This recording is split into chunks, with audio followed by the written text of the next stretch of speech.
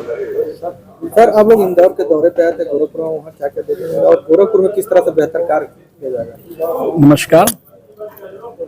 अभी सभी हमारे कार्यकारिणी सदस्य जो है इंदौर का विजिट किया और वहाँ पर क्योंकि इंदौर का नाम जो है पिछले लगातार 7 वर्षों से प्रथम स्थान पर है भारतवर्ष में, तो ऐसे में ये हम लोगों ने भी सोचा कि भाई ठीक है, हम लोग अपना कार्य तो यहाँ कर रहे हैं, किंतु वहाँ क्या और विशेषताएं देखी जा सकती हैं, इसके संदर्भ में हम सभी वहाँ गए और देखने को मिला कि निश्चित तौर से वहाँ पर बेहतर सफाई है। हमसे इसको बिल्कुल एक्सेप्ट करने में कोई गुरेज नहीं है और यह कार्य तभी संभव हो पाता है कि जब सरकारी तंत्र जो है नगर निगम का, उसके साथ साथ जो है जन सहभागिता हो। जन जन इस कार्य में जब तक सहयोग नहीं देगा तब तक ये कार्य संभव नहीं हो पाता और वहाँ ये चीज़ बखूबी देखने को मिली।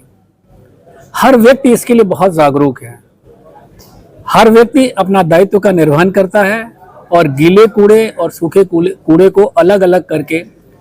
हमारी नगर निगम की गाड़ियों में देता है। तो ये एक बहुत बड़ा पॉइंट है, क्योंकि इसके लिए भारत सरकार भी प्रयत्नशील है कि जो कूड़ा जिस तरह का है वहीं स्थान पे, उसी स्थान पर, यथा स्थान पर पहुंचे, जिससे उससे उसका उपयोग बेहतर तरीके से किया सके। जैसे गीले कूड़े से आप देखेंगे कंपोस्टिंग करके उसे बहुत से बायो सीएनजी बनाए जाते हैं, खाद बनाई जाती है, तो निश्चित तौर से वो अलग अगर रहेगा, अगर एक साथ मिक्स करके दे देंगे तो उसका उपयोग उतना बेहतर नहीं हो पाएगा। इसी तरह से वेस्ट मटेरियल को भी छांट के अगर उसमें से जो उपयोग करने लायक चीज़ें होती हैं वो उस तरह से उपयोग करके बनाते हैं। जैसा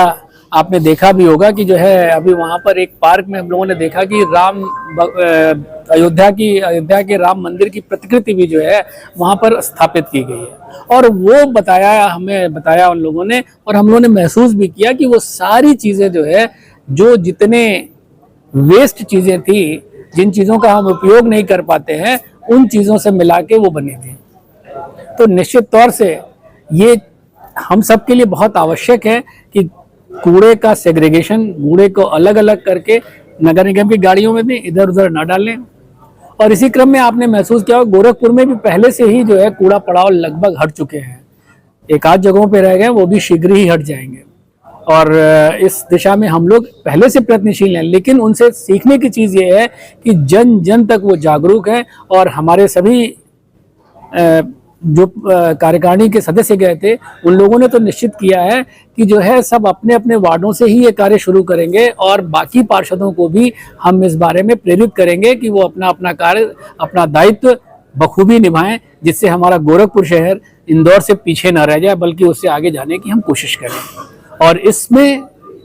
हमारी और पत्रकार होने के नाते आप बंधुओं की और साथ में पूरे गोरखपुर वासियों के सहयोग की अपेक्षा है। हर आदमी अपना अपने दायित्व का निर्वहन अगर बेहतर तरीके से करेगा तो निश्चित तौर से उसमें कोई संदेह नहीं रह जाएगा। बाकी चीज़ें तो हम लोगों ने जो देखी वो नगर निगम का कार्य है, उसमें तो हम लोग अपना करेंगे ही और सरकारी तंत्र उसमें इन्वॉल्व होगा। लेकिन जो सबसे ज़्यादा महत्वपूर्ण है, मैं फिर यही कहूँगा कि कूड़े को अलग अलग करना ये सबसे बड़ा, क्योंकि आप देखेंगे जो स्वच्छता सर्वेक्षण भी होता है इस पे बहुत जोर रहता है कि दोनों चीज़ों को अलग अलग किया जाए। आपको जान के आश्चर्य होगा कि जितने केवल गीले कूड़े से वो शहर की बसों को चला रहे हैं, जितने बाकी चीज़ें जो है गैसेस वो लेके बेचते हैं, बहुत सारे ऐसे जहाँ ज़रूरत होती है फैक्ट्रीज को वो बेच रहे हैं। तो निश्चित तौर से एक आय तो हो रही है लेकिन उसकी उपयोगिता सबसे ज़्यादा हो जा रही है। वरना आप देखेंगे अगर कहीं पे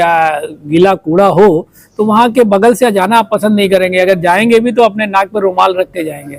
तो ऐसे में वो गैस कहीं ना कहीं बर्बाद हो रही है, वातावरण में इधर उधर फैल रही है। उसको हम सही जगह पे इस्तेमाल करके उससे एनर्जी बनाएं और वो बेहतर हो पाए, बेहतर से बेहतर उसका उपयोग हो पाए और उससे एनर्जी सोर्स के तौर पे तो है ही, साथ में